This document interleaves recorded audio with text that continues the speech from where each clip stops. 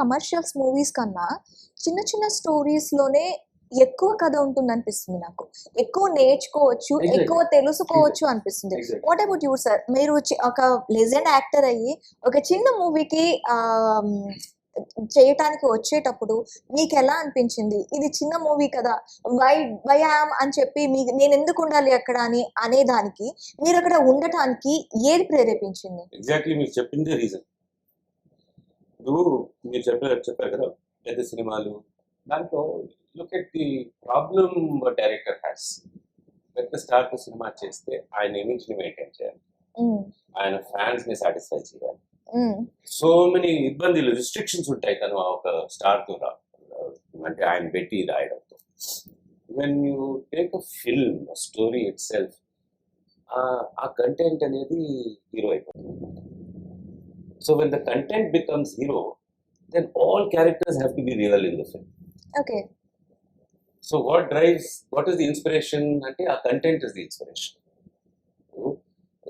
ఒక ప్రొఫెషనల్గా సినిమా చేస్తే దాంట్లో ఒక యాక్టర్కి 2 things టేక్ బ్యాక్ ఉంటాయి. ఒకటి ఏంటంటే తన పర్సనల్ వర్క్ చేసిన యాక్షన్, దాన్ని 1 to 10 స్కేల్లో పర్సనల్గా మనం లెవెల్ చేసుకుంటాం. ఓకే, ఈ సినిమాలో 9 వరకు వెళ్ళిపోయింది, దీంట్లో 4, 5, 6 అలా. Sometimes it happens like that. That is one performance that you take back. The second you take back is the experience. When you go back with an experience of a film, అది గుర్తుంపులాగా ఉండిపోతుంది అన్నమాట.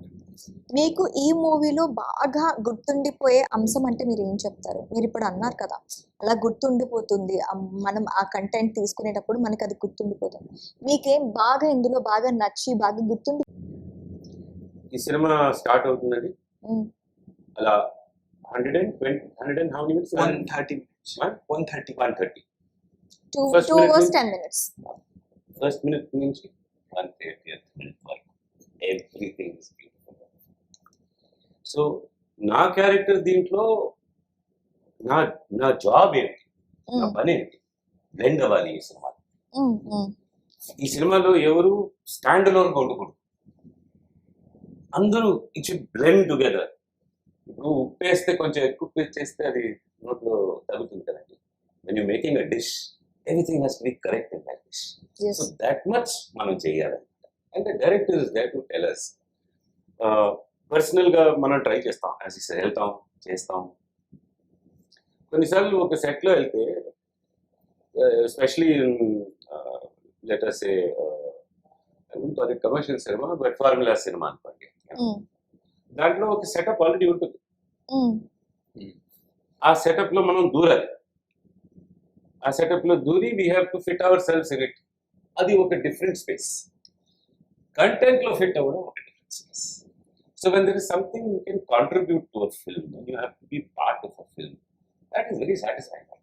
Okay. So ఇప్పుడు నేను ప్రస్తుతానికి చూసిన సినిమాల్లో కొత్త వాళ్ళు వచ్చి ఎంత మంచి పని, ఎంత బ్యూటిఫుల్ స్టోరీస్, ఎంత బ్యూటిఫుల్ వర్క్ తీసుకొని వస్తున్నారంటే, it's almost like the baton is being shifted. Relay రేస్లో ఇప్పుడు ఇచ్చేసారు, కులాలకి ఇచ్చేసారు. They are taking in Telugu cinema in front, and it is వీళ్ళతో పనిచేయడం చాలా వెరీ వెరీ నైస్. బికాస్ నా ఎక్స్పీరియన్స్లో whatever as enthusiasts of cinema enthusiasts, we could not do because of constraints of cinema industry and the way it was building.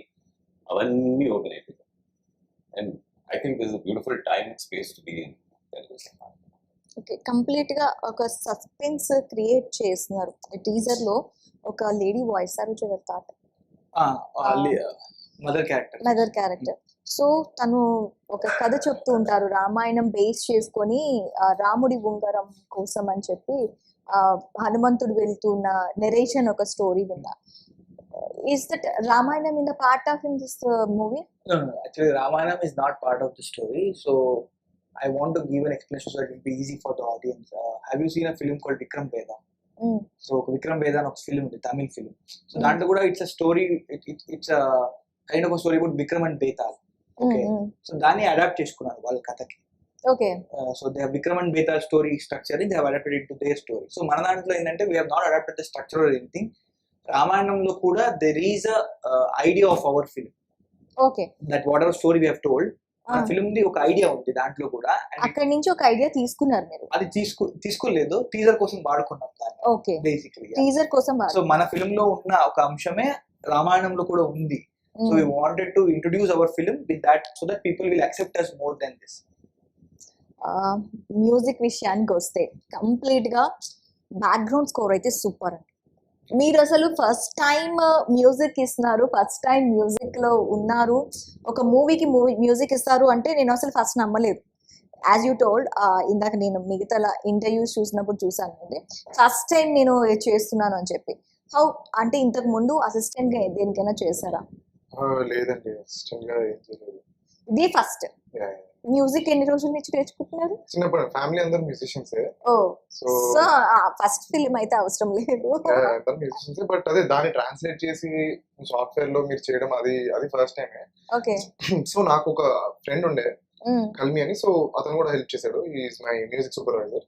Okay. So background score కి కొంచెం బాగానే help చేశాడు. So I'm very technological challenge.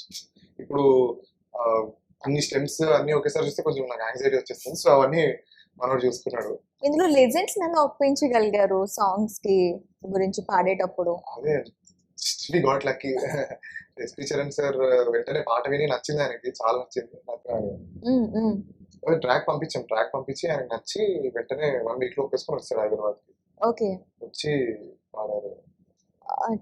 Total story అంతా తీసుకుంటే మనకి back drop అంతా కూడాను నాకు కొంచెం ఫారెస్ట్ ఏరియాస్ ఇలాంటివన్నీ ఎక్కువగా కనిపిస్తూ ఉన్నాయి. సో ఫారెస్ట్ బేస్ గా దీన్ని తీసుకున్నారా, లేకపోతే ఆ మూవీకి తగ్గట్టు అంటే ఆ ఫారెస్ట్ అంటే ఇప్పుడు మీరు చెప్పిన దాని కథ ప్రకారం నార్మల్ ఏరియాస్ లో కూడా తీసుకోవచ్చు ఆ స్టోరీ, బట్ డీప్ ఫారెస్ట్ లోకి వెళ్ళి అక్కడికి తీయడానికి ఏంటి అంటే so if you know about the location which we have shot yes personally, so it's in Western Ghats actually. okay So akkadanta maximum people who are staying there, their main profession is farming. okay So they're all farmers. okay Godavari, mana Godavari, they're all farmers. But if you get inside that any of the house, దాంట్లో వాళ్ళ second generation third generation ఎవరు ఉంటారో వాళ్ళు ఇన్ఫోసిస్ లో ఉంటారు, లేదా Google లో ఉంటారు, లేదా యూఎస్ లో ఉంటారు వాళ్ళు. So they don't look like that, but they are all much more than us who are all staying in Hyderabad actually. మనం ఇక్కడ ఉన్న వాళ్ళే చాలా మంచిగా రెడీ ఫుల్ కాల్ చేసుకొని అక్కడ వెళ్ళి ర్యాపిడ్ వెళ్ళిపోతాం, మనకు తెలియదు. They don't look like that, but inside వాళ్ళ ఇంట్లో ఒక పెద్ద సాఫ్ట్వేర్ ఇంజనీర్ ఉంటారు, లేదా యూఎస్ లో ఇంకెవరో అబ్బాయి ఉంటాడు. సో అట్లా ఉంటుంది అది. So I felt the location had a character to deal with my cinema actually. ఇది ప్లేస్ ఎక్కడ అన్నారు ఇది వెస్టర్న్ ఘాట్స్ షివమోగా అనే ఒక డిస్ట్రిక్ట్ లో. ఓకే. ఇంకా like it has to go, we have to get inside deep actually. Okay. Okay. So deep వెళ్ళాలి. So the entire location that houses had a character. So మీరు ఒక ఫ్రేమ్ పెడితే చుట్టూ ఒక 3-4 కిలోమీటర్లు ఇల్లు ఉంటుంది, ఒకే ఇల్లు ఉంటుంది. Because they are all like Godavari, Araku అనుకో. Araku. Okay. But more than ఏంటంటే వాళ్ళు ఏంటంటే ఒక ఇల్లు చేసుకుంటే వాళ్ళ చుట్టే వాళ్ళ ఫార్మింగ్ ల్యాండ్ ఉంటుంది. ఓకే. వాళ్ళు అక్కడే ఫార్మింగ్ చేస్తారు, అక్కడ నుంచి వేరే చోటకి వెళ్ళి ఫార్మింగ్ చేయరు. Oh. So they do farming around their home. సో అందుకే ఏంటంటే ఒక 3-4 acres లో ఒక హౌస్ ఉంటుంది, దాని లోపల ఏమైనా జరగవచ్చు. One of the ideologies that maybe మన కథ జరుగుండొచ్చు లోపల.